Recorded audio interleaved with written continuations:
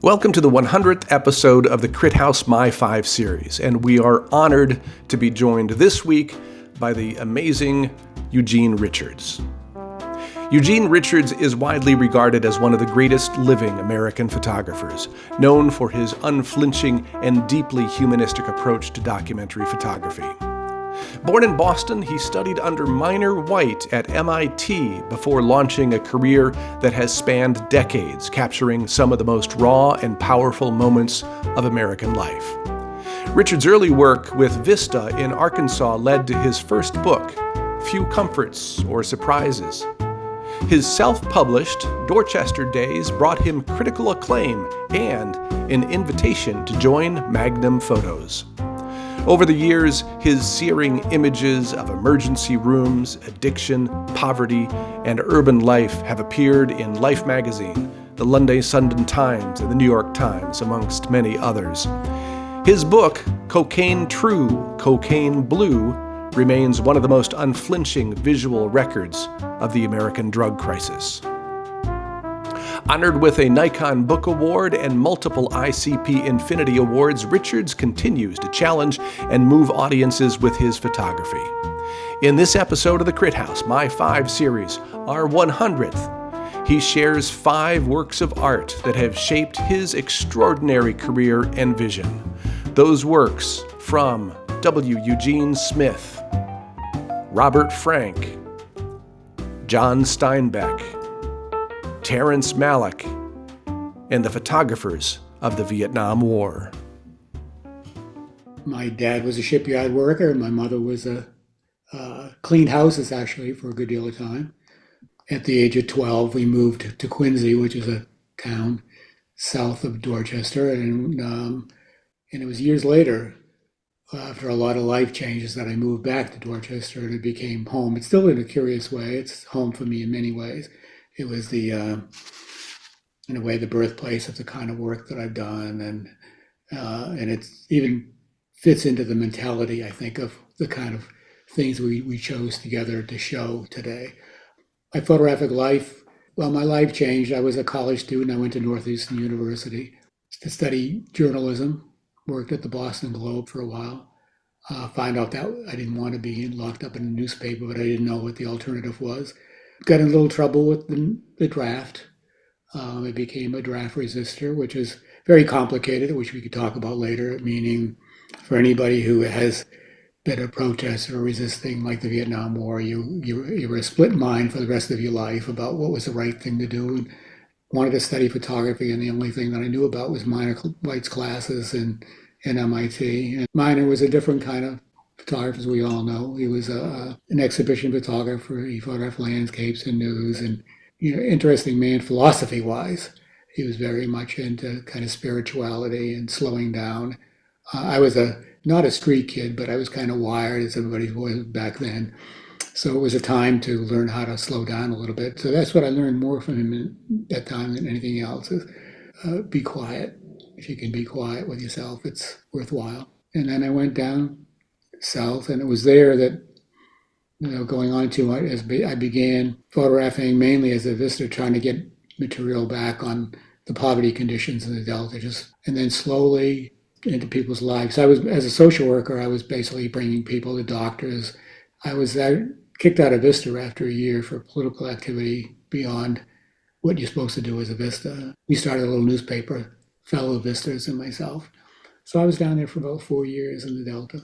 Came home, and that's when you talked about Dorchester. I came home and then was fortunate to have a book published, which I never planned to do, about the South, called Few Comforts or Surprises, done by MIT Press. Like that. It was about the Black South. No one bought a book like that. And then I began that period of time that I'm sure you went through, that we all go through, where you're totally moderately employed and not employed, living in Dorchester, and the camera is there. So to make up for the empty spaces, you start walking the streets, and that became the book Dorchester Days. And a great book it was. You self-published that, if I'm right. Is that right? I did, and I had friends that now I look back on it, how generous can you be, that gave me back then $500 or $800. It was about 8 or 9 people, and I didn't design it. It was a different kind of book. It was now I looked at it, I didn't like it at first. Now I look at it, it was appropriate, and it was done on a kind of raw black and white fashion. But the book was not well received, not in Boston, not because I it was. suppose not. You lived in Dorchester. No, Dorchester is one of those places that people rather have go away Yeah. because it's not for the image of Boston. Boston's a complicated city, as we know. It's got racial and class divides, Yeah. and Feels this is like there's a little bit of a parallel to the receipt that Robert Frank had with the Americans to the receipt you might have been received with for Dorchester Days in Dorchester. Is there a similarity there? yeah, yeah. Well, of course, but in this case, there was nobody swooped in, and he didn't have Walker. We didn't have Walker Evans or Jack Kerouac, and there, but we had a bunch of us started a little gallery called Voices Gallery in the North End, and the pictures slowly got out. I still have a bunch of that books, which we never sold. I put them away and forgot all about them. Hmm. And I've got to get them out one of these days. But it changed. It was shockingly changed my life again because after it came out, that's when I got contacted by people in Magnum who saw the book. I also got contacted by Robert Frank. Oh, wow. I managed to meet Gene Smith for a momentary time, but Robert Frank was a trip because you probably like it because it's spontaneous. Someone called and said, Robert Frank's got you a book. And I said, what a pile of shit, He's picking on me. And because I lived in, and they says he's in Cambridge. And they said he hasn't given a talk, and I didn't believe him. And they says, come over there. And I went over there, and he was at a distance. And people pushed me forward that knew him.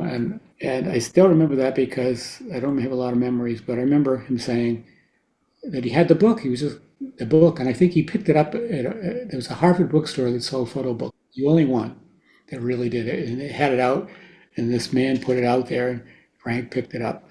And he said to me, what are you doing later? And I was mortified because I had no money. I mean, I'm not exaggerating. We had no money. Yeah. So I want to go to dinner. And I said, I can't go. I got to go home. And he says, well, where's home?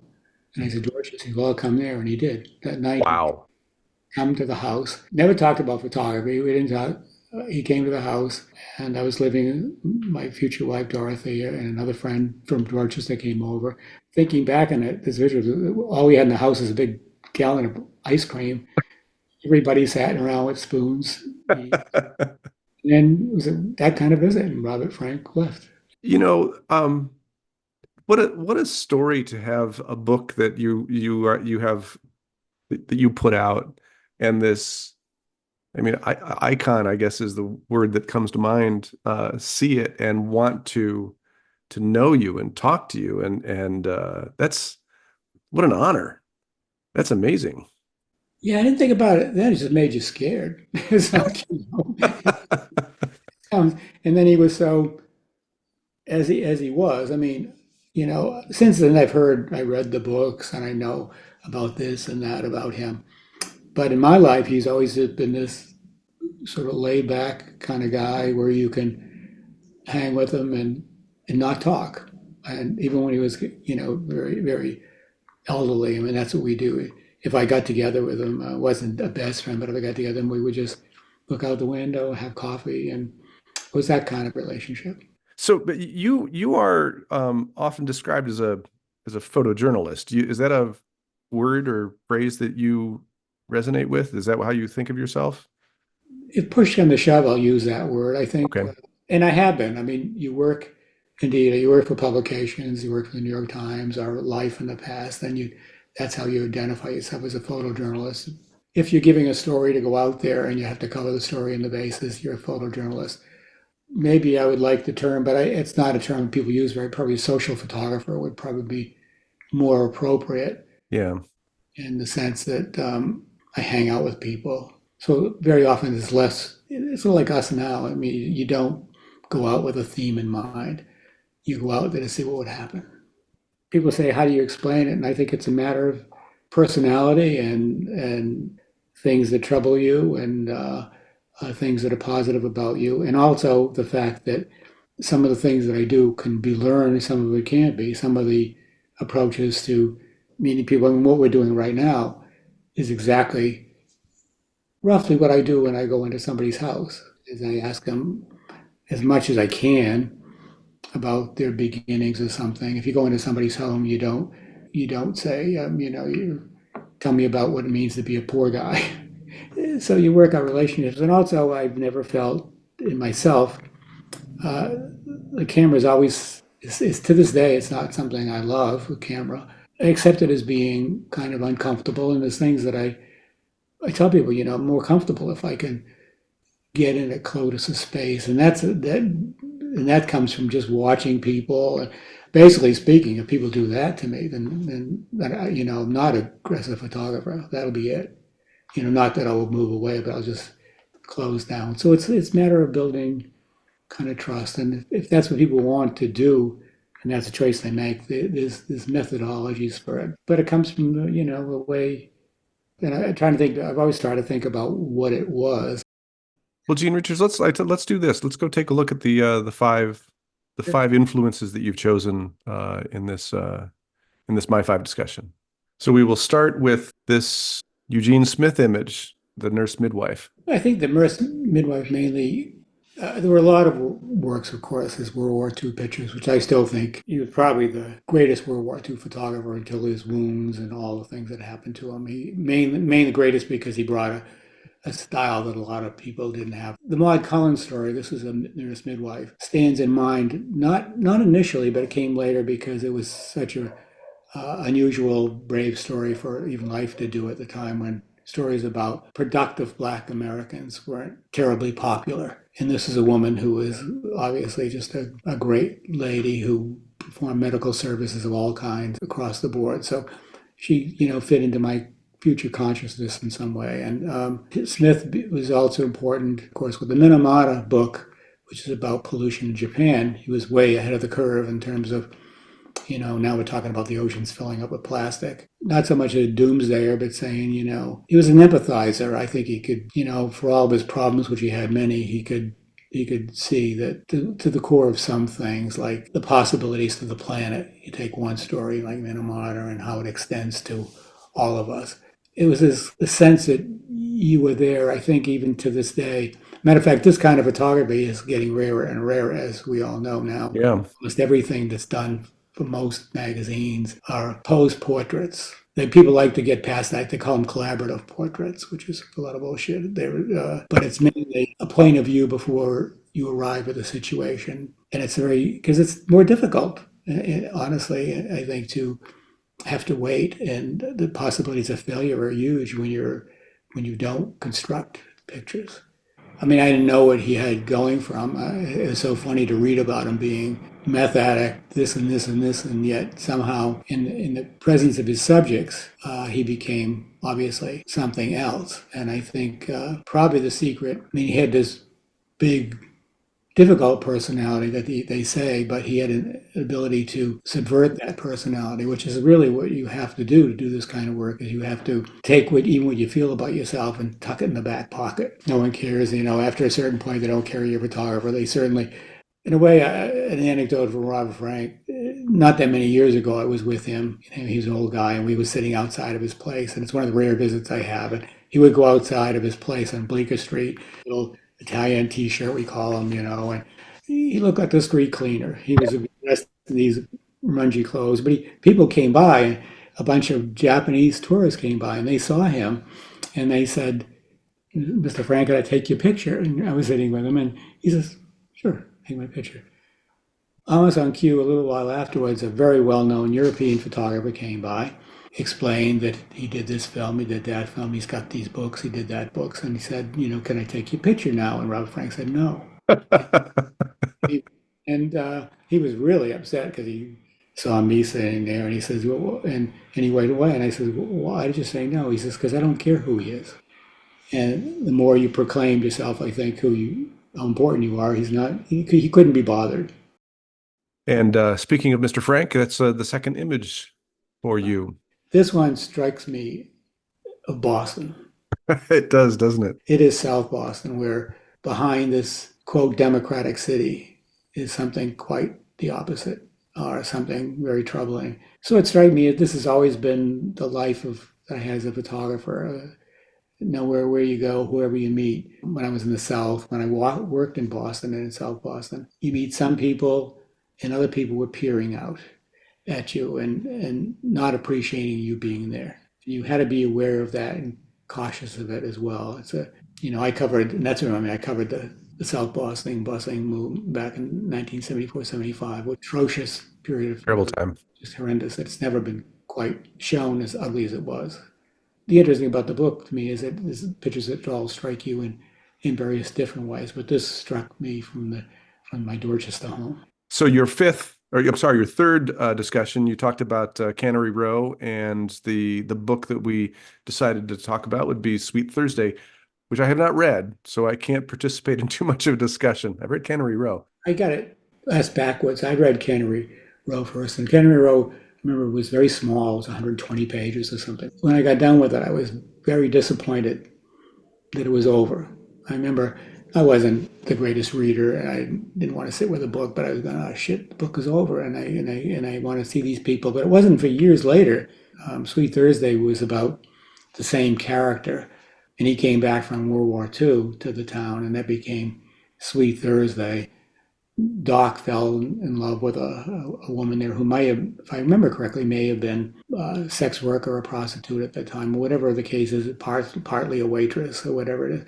And it was about their relationship, but it still came back to his interactions with all this myriad range of people. And I think whatever it was, I found that it was the antithesis of so much stuff we were reading maybe in high school, European literature. There wasn't much American literature that was tonally correct to where we were being brought up. And this was the closest, being maybe because I working class dad and the shipyard workers and and by the time I got to Dorchester, of course, it was more fitting, but that was way before Dorchester.